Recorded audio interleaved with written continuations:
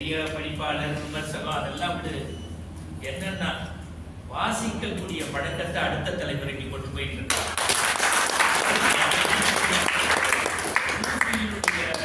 நுனி இருக்கு பாருங்க, அதுல ஓட்ட, அதுக்கு பேர் காதுக்கு பேரு. அந்த காதுல நூல் விட்டா சட்டையின் கிழிசல் சரி செய்யும். இறைவன் தந்த காதுகள்ல அறநூல்கள் போனா நம்முடைய மன கிழிசல்கள் சரி செய்யும். படிச்சா நிலையா நிற்போம், நிலையா நின்னா நல்லவங்களோட கூடுவோம். வேற எந்த புரட்சியும் வேண்டாயா. ஒரு மகளிர் தினத்துல 6 பேரை பெண்களா போட்டு அதை பல மணி நேரம் பேச, அதுவும் கடைசியா பேச போற நடுவருக்கு உங்க வீட்டம்மா அந்த மோதிரத்தை கலட்டி போட போறாங்க. ஒரு கைத்தட்டு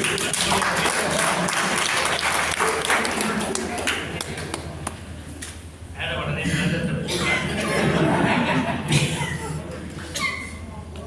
பெருமதிப்பிற்கும் மரியாதைக்கும் உரிய நடுவர்களுக்கும் சக பேச்சாளர்களுக்கும் நிகழ்ச்சி ஏற்பாட்டாளர்களுக்கும் மற்றும் அவையாளர்களுக்கும் அத்துணை தமிழர்களுக்கும் என் பணிவான வணக்கம்.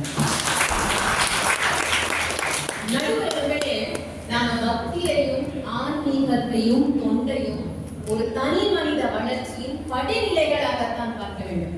ஏன்னா உலகத்துல மனுஷன் தோன்றினான் இல்லையா, அன்னைக்கு சமுதாயம் ஒன்று கிடையாது. மனுஷன் தான் எப்படி இருந்தா கண்டதை சாப்பிட்டு கிடைச்ச இடத்துல படுத்து தூங்கி மனம் போல போக்குல வாழ்ந்துட்டு இருக்கான்.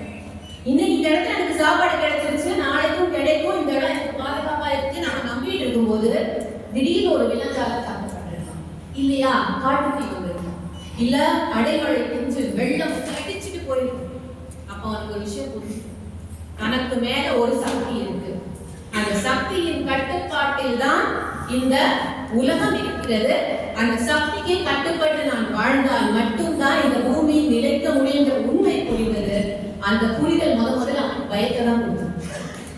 ஆனா அந்த சக்திக்கு கட்டுப்பட்டு வாழ வாழ என்னாச்சுன்னா அவனுடைய வாழ்க்கை சுலபமாச்சு, சிந்தனை தெளிவாச்சு, தொலைநோக்கு பார்வையுடன் சிந்தித்து பல கண்டுபிடிப்புகளை அவன் கண்டுபிடித்தான், வாழ்க்கை வசதியாச்சு.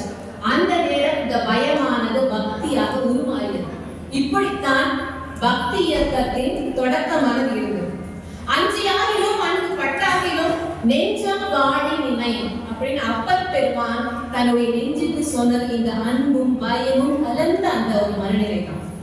இப்போ நம்ம சைக்கிள் ஓட்ட படிக்கிறோம், நம்ம அப்பாவோ நம்ம அண்ணனோ கூட வராங்கன்னா ஒரு தைரியம் வருங்க, நான் விட மாட்டேன், விழுந்தா தாங்கி பிடிச்சுப்பாங்கன்னு ஒரு துணிச்சல் வரும்போது நான் சீக்கிரமாக அந்த சைக்கிளை ஓட்ட கற்றுக் கொள்வேன்.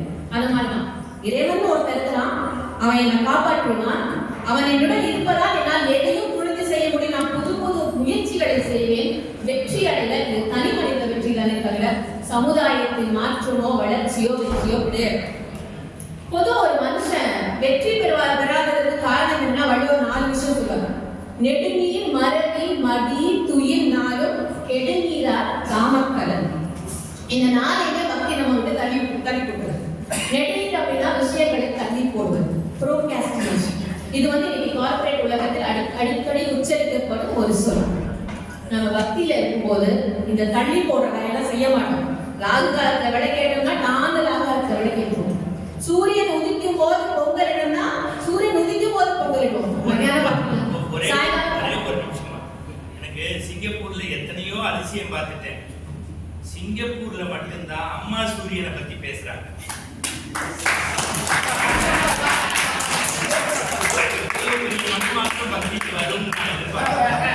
புரிஞ்சவங்க புரிஞ்சுக்கங்க, புரியாதவங்க வீட்டுல போய் புரிஞ்சுக்கங்க.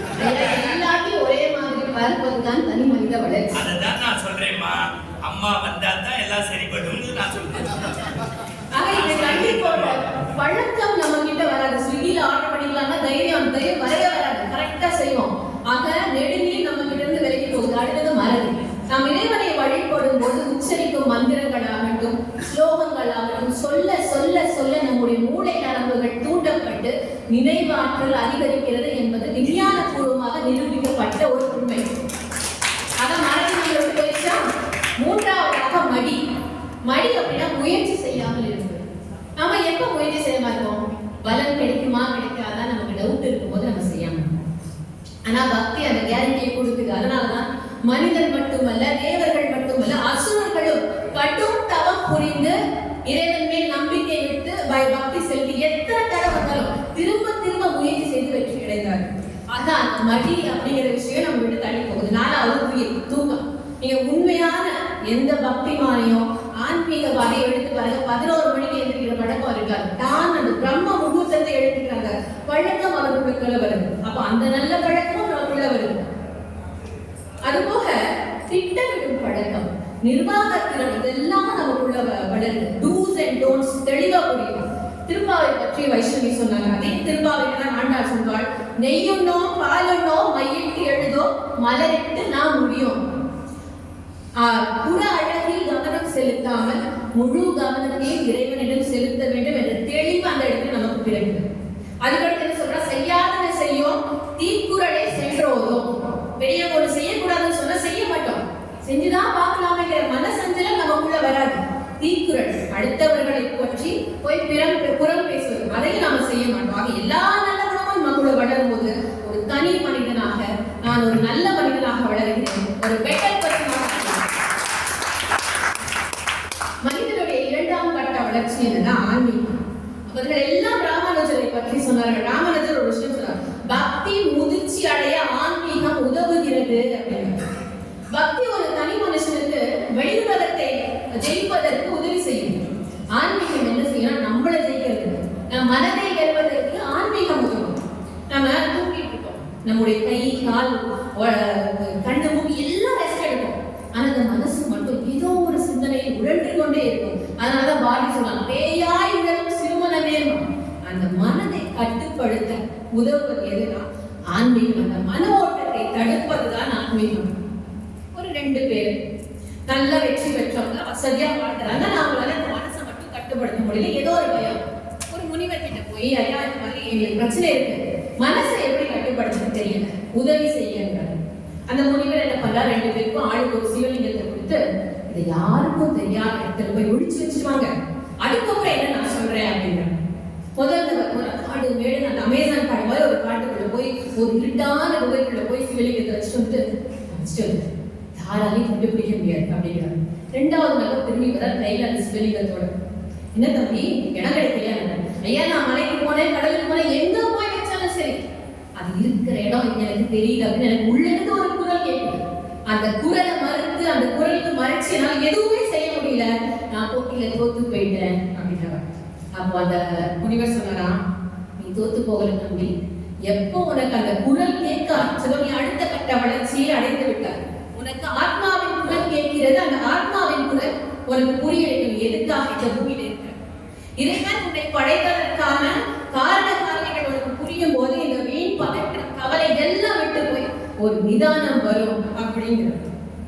இந்த புரிதல் வந்தப்புறம், இந்த ஆத்ம ஞானம் வந்தப்புறம் நம்ம உலகத்தை பார்க்கிற விதமே மாறி போயிடும்.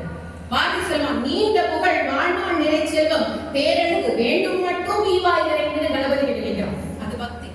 கடவுள் இருக்கிறான், எனக்கு கொடுப்பான் நம்பிக்கைங்கிறது பக்தி. ஆனா அதே பாரதி, மண் மீது உள்ள மக்கள், பறவைகள், விலங்குகள், பூச்சிகள், புல் பூண்டு மரம் யாவும் என் வினையால் இடும்பை தீர்ந்து இன்புற்று அன்புடன் வாழ வேண்டும் எல்லாருக்காகவும் கேட்கலாம். பாத்தீங்களா, அதுதான் ஆன்மீகம். எங்கேயோ இவன் இருந்து என்ன வழி நடத்தணும் நினைக்கிறது பக்தினா, எனக்குள்ள இறைவன் இருக்கிறான், அதனை வழி நடத்துதான் என்று நினைப்பதுதான் ஆன்மீகம். வைஷ்ணவி சொன்னாங்க, ராமானுஜர் ஓம் நமோ நாராயணன் எல்லாருக்கும் சொல்லிட்டாரு. அது சமுதாயத்துக்கு எல்லாரையும் கண்ணு மாதிரி பார்த்தாரு, அதனால போய் சொன்னாரு. இப்ப நம்ம எல்லாரும் அந்த மாதிரி பார்க்க ஆரம்பிச்ச உடனே நம்முடைய பார்வை சமுதாயத்தின் பாலே திரும்பும். இப்பதான் தொண்டுங்கிறாங்க 3வது நிலைக்குள்ள நாம நுழையணும். ஆனா எதிர்ப்பு சொல்றது போல நாம தொண்டு புரிவதா வேற ஒருத்தர் வளர்கிறார், சமுதாயம் வளர்றதா கிடையவே கிடையாது. மக்கள் தொண்டே மகேசன் தொண்டு, அதனால சமுதாயம் நான் கூட்டி பேசினாங்க. மக்கள் யாரு? என்ன மாதிரி ஒருத்தர், என்ன மாதிரி ஒருத்தர் நான் செய்து என்ன சமூக தொண்டு. மகேசன் எங்க இருக்கான்? எனக்குள்ள இருக்கான். எனக்குள்ள இருப்பவனுக்கு நான் செய்வது எனக்கு செய்யும் ஒரு விஷயம். அது போக கோவில் எல்லாம் கட்டினார்கள் என்றார்கள். கோவில் கட்டினது சமுதாய தொண்டு கிடையாது. கடவுள் என்ன தேர்ந்தெடுத்திருக்கிறான் கோவில் கட்டும் வளர்ந்துள்ளது யாரு? நான். அதை நம்ம புரிஞ்சுக்கணும். தனி ஒருத்தர் நான் கொடுக்கிறேன்னா அவன் வளரவே போதில்லை, அவன் கொடுக்கும் நிலையை நான் வளர்ந்திருக்கிறேன் என்றால் என்னுடைய வளர்ச்சி. இப்போ இறைவனுக்கு தொண்டாற்றினவர்கள் யாரை வேணா எடுத்துப்பாங்க, ஆழ்வார்கள் ஆகட்டும்,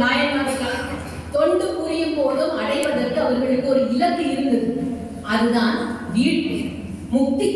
பிறவாமை வேண்டும், மீண்டும் பிறந்தால் உன்னை மறவாமை கேட்கிற காரியங்கள் நாம் பேர் சொன்னோம் இல்லையா, அந்த முக்தி தான் மனிதனுடைய உச்சகட்ட வளர்ச்சி.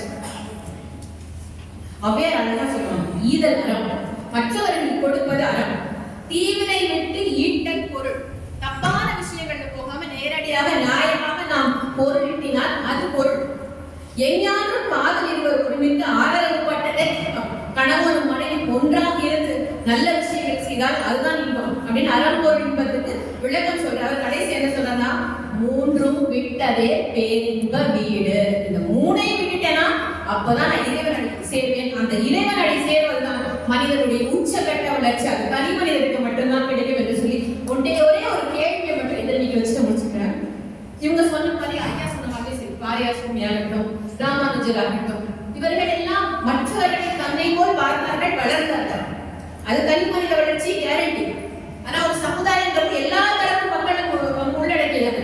பக்திமான்களும் இருப்பார்கள், இறைவன் மேல் நம்பிக்கை இல்லாதவர்களும் இருப்பார்கள். அப்படிங்கும் போது ஒட்டுமொத்த சமுதாயத்திலும் எப்படி மாற்றம் வரும் என்று கேட்டுவிட்டு நல்ல வாய்ப்பு நன்றி கூறிவிடுகிறேன்.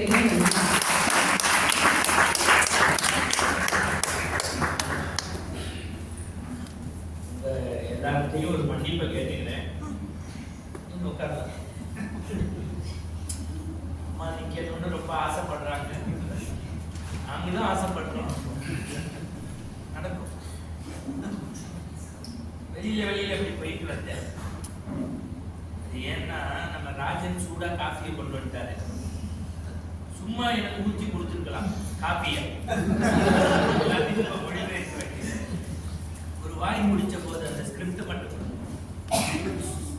அவர் சொன்ன வார்த்தையை அப்படியே சொல்றேன். நான் சொல்லல, பக்கத்துல சுரேஷ் சார் தான் இருந்தாரு சாட்சி. 5 நிமிஷம் பேசுறதுக்கு இவ்வளவு பேப்பர் வேணுமா அப்படின்னாரு. நான் அப்ப சொன்னேன், அப்ப எவ்வளவு படிச்சுட்டு வந்திருக்கணும்.